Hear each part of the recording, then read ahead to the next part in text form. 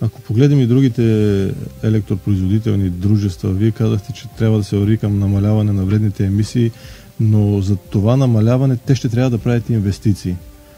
За тези пък инвестиции са нужни пари. Да. Дали, как да кажа, политиците не са пък прекалено големи длъжници на бизнеса? По отношение на инвестициите за опазване на околната среда, считам, че да, действително те са от една страна натоварващи за енергийния бизнес, но от друга страна в Европа и света съществува практика за повишаване на ефективността на енергийните мощности и по този начин намаляване на вредните емисии. Тоест, всеки произведен киловатт-час електроенергия с по-малко разходи, примерно на гориво, води до спестяване на съответни емисии. Така че в момента и в България вече тече един процес на повишаване на ефективността на съществуващите мощности, най-вече термичните централи, защото газовете там е малко по-прост за решаване на въпроса, но повишаването на ефективността е метод, който води до икономисване на емисии от една страна и от друга страна до икономия на средства за реализиране на екологичните мероприятия. Като ги обяснявате тези неща на хората, не смятате ли, че ще ви е по-лесно просто да кажете, ще намалим тока? Ще стане по-евтин ток. Как един професионалист се бори с популизма?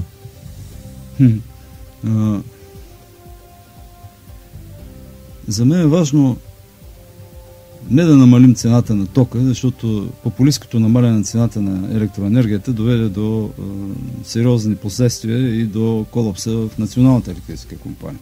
Не е този начин за удовлетворяване на нуждите на населението като цяло.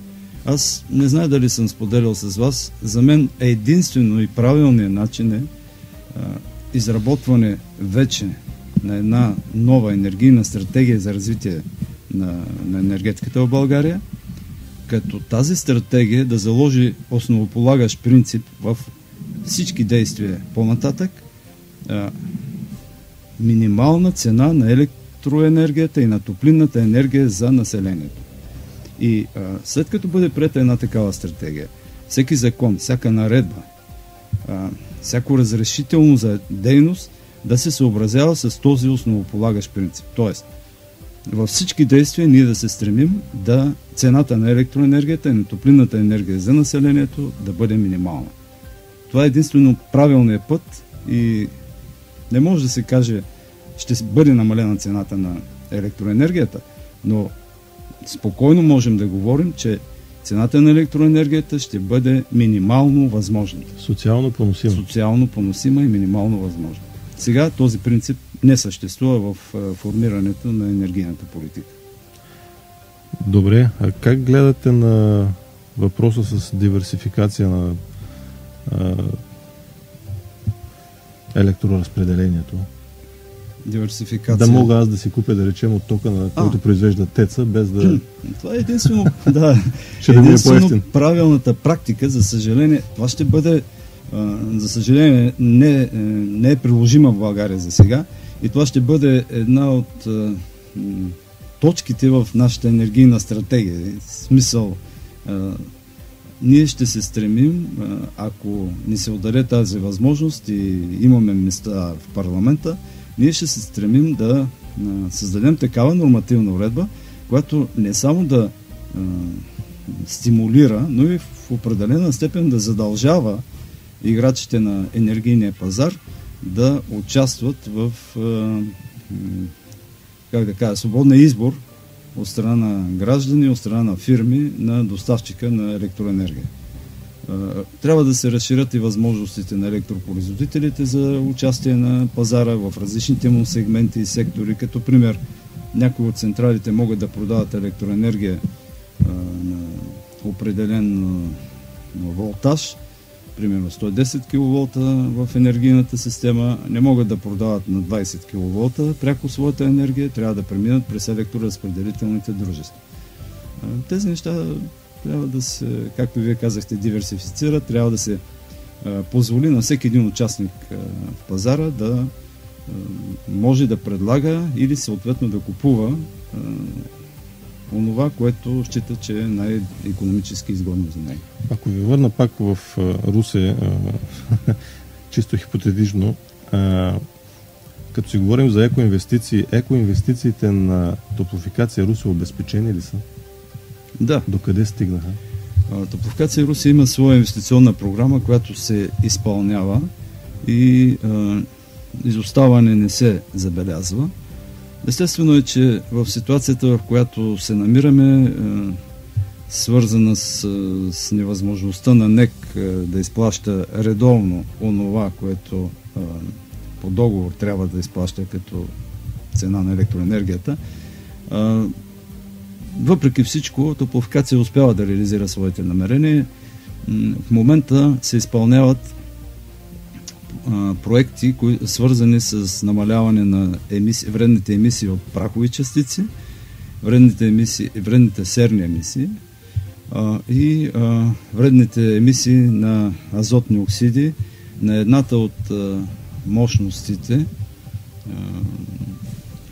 която считаме, че ще бъде основна в производството на електро- и топлоенергия, след като бъде реализиран този проект. Разбира се, проектът е още в фаза подготовка на документи, но и средствата, които са необходими, вече са планирани. Заложени в бюджета. Заложени в бюджета и част от тях вече, как да кажа, вече се харчат. Да. Тъй като подготовката на едно такова мащабно строителство изисква доста вложение още на предварителния етап. А с сепариращата инсталация за отпадъци? Сепариращата инсталация в момента цялото оборудване на територията на Топлофикация, изградени са основните комуникации на площадката, продължава разчистване на терена и подравняване за ново строителство, което ще започне след като на база на оборудването, което вече пристигна, се актуализира проекта за изпълнение на сепариращата инсталация. Но до година по това време сепариращата инсталация ще бъде факт. Трябва да работи. Да. Няма да има забавяне преди от факта, че вие може и да сте в Народното събрание. Не, това няма никакво значение. Инвестиционната програма на Топлофикация ще се изпълнява и още повече, че където и да бъда, сигурно ще проявявам интерес към развитието на нещата. Добре, един последен въпрос. През седмицата омбудсмана каза, че за нормализиране на нещата в българската енергетика всъщност трябва да се поработи върху НЕК и БЕХ, а не върху ДКЕВР. Какво предвижда ББЦ по въпроса? В отличие от това, което омбудсмана заяви, аз ще добавя НЕК и БЕХ към ДКЕВР. Тоест, трябва да се поработи по цялата система. И най-вече, за да се оправят нещата, трябва да се наложи политическата воля за енергийна стратегия, нова на България, която енергийна стратегия да даде възможност органи, а и търговски дружества, всички участници в процеса на производство, разпределение и пренос на енергия да бъдат активизирани за изпълнение на основната цел, за която преди малко говорих, а именно минимални цени на електро- и топлоенергията за население. Георги Недев, водач на листата от коалиция от партии България без цензура с номер 13 в интегралната бюлетина. Благодаря ви. Успех ви пожелавам. Благодаря и аз.